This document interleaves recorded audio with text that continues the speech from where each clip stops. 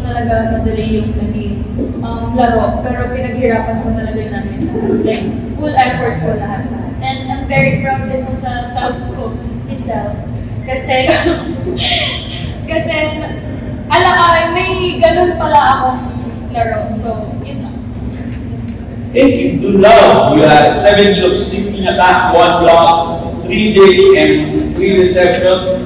Pinasok ka as a third and fourth set substitute at nag-deliver ka during crunch time. So, ano man sa tiwala pinigay sa iyo ni Coach E para manalo kayo?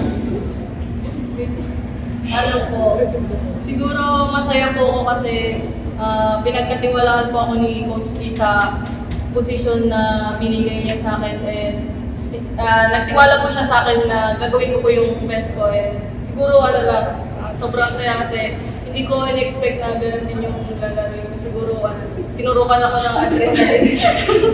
So, masaya. So,